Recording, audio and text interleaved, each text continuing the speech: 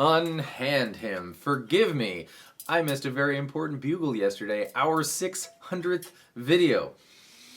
That was the worst bugle ever. Anyways, yeah, it doesn't feel like so much work. I just do it, most every day. And you look up and it's 600, which feels like a lot. And of course, I made them, but I wouldn't have made them without the reason to make them, and that's you. So, from the bottom of my heart and with all due sincerity, thank you for being here, for watching these videos. All right, today we are discussing a rather simple and sort of important concept known as the Nashville numbering system. Now, this is useful for answering questions such as, what is going on and what do people mean when they talk about things? So, to explain it to us in excruciating detail, of course, is our music theory expert and my kindergarten teacher. Give it up for Miss Poopadoo. Thank you very much. Now, if you've been watching this series, this should not look like nothing to you. It should look like something, and that something is the C major scale, right? Now let's turn it into our C major key of chords, and that means we go 2 and 3 are minor, 6 is minor, and 7 is diminished. And of course, there's a C on the end if we're going to finish it off, but 1 is the same as 8. 8 is the same as 1. So there's the C in question. Now, the Nashville numbering system assigns a Roman numeral which is not key specific to chords in a key. That's what I meant to say. Okay, so C is going to be capital 1, right? Because it sounds so funny to say. Because Roman numerals can be capital or lowercase, and the minor chords get the lowercase. So 2 is lowercase 2 in Roman numerals. 3 is lowercase 3. 4 is not minor, so it's an uppercase 4. Same deal with 5. 6, of course, is lowercase minor. And, pesky diminished chord, the thing left over that they just didn't think about to think about. You still got to give it its little circle for 7, but it doesn't really come up that much, so it's not that big of a pain in the butt. And now we have a key, any key, a generic key. It could be F sharp, it could be E, it could be anything expressed as just Roman numerals. Now let's say you've got a progression, and that progression is C, E minor, F, G.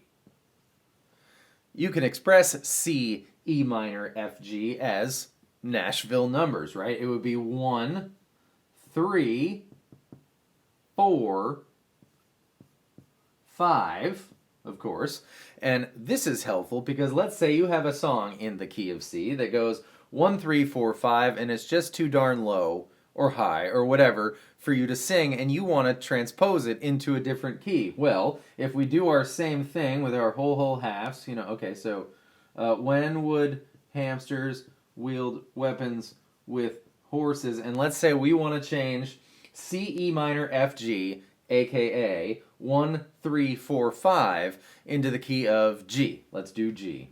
G, A, B, C, D, E, F sharp, G. Of course, 2 and 3 are minor. 6 is minor and 7 is diminished. And now all we have to do is the simple replacement code, right? And we can see that 1, 3, 4, 5, going from the key of C to the key of G, is 1, G, 3, B minor, 4 would be C, and 5 would be D. So there's our new progression of the same progression in a new key. Also, in this way, you can express chords that don't belong in the key. For instance, Ryan really likes major 3s and minor 4s. So let's take our C, E minor, but let's make it major because that would be the major 3 in our key of C, right?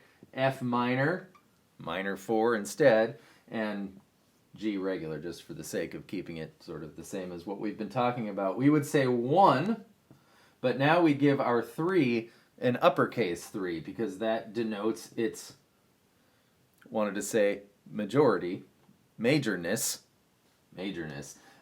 This 4 would become lowercase, right, to denote minor 4, and 5 is just 5. But there you go. You can even express things that aren't regular. That's with the whole uppercase and lowercase deal.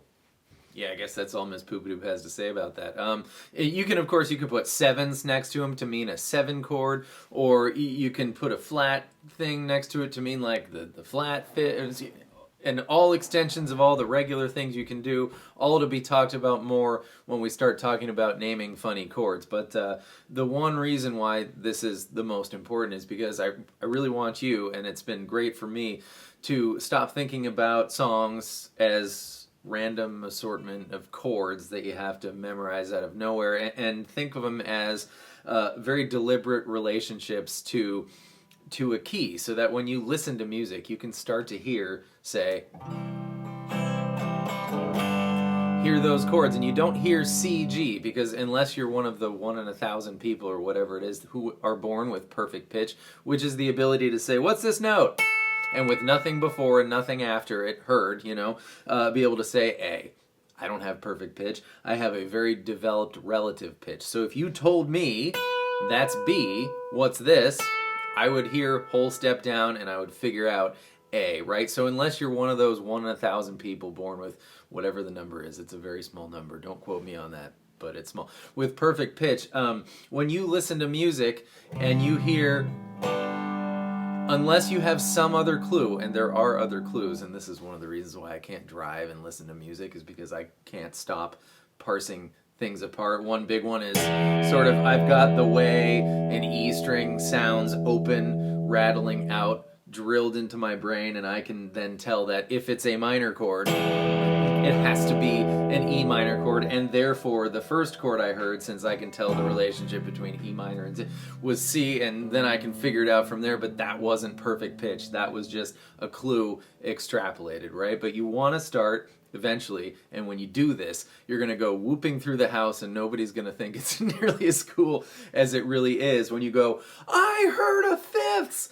So try it. Pick a song. I don't even know where to start with this, but pick an interval, any interval.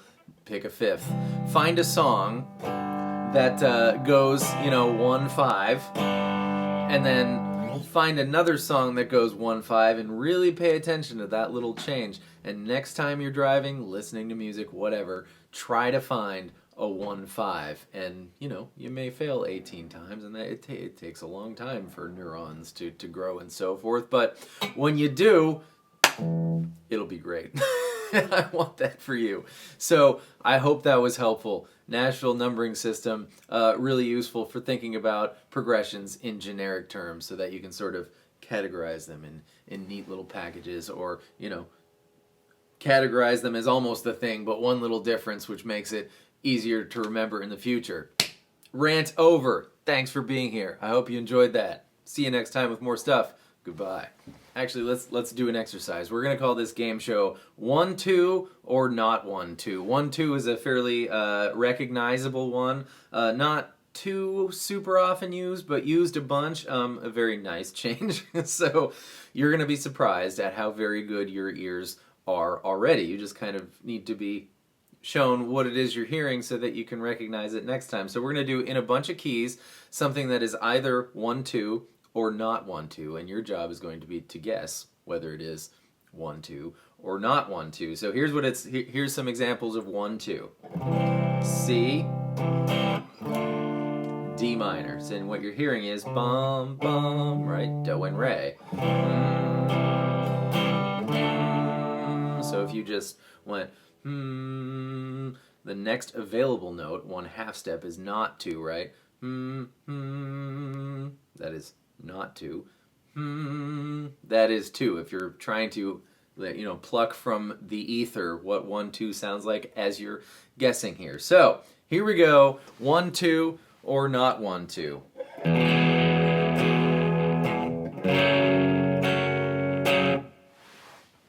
That was 1-2. E, F sharp minor. Here's another one. 1-2 or not 1-2.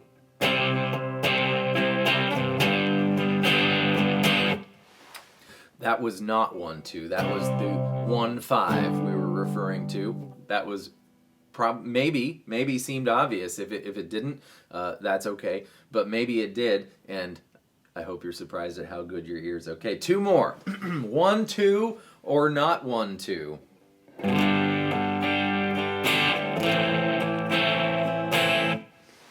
That was 1, 2. That's G, A minor in the key of G. It has a nice. You'll form an association, some word about how it sounds to you. To me, it sounds very with the flow. That's what I say to myself when I hear 1, 2. Okay, one more. 1, 2 or not 1, 2.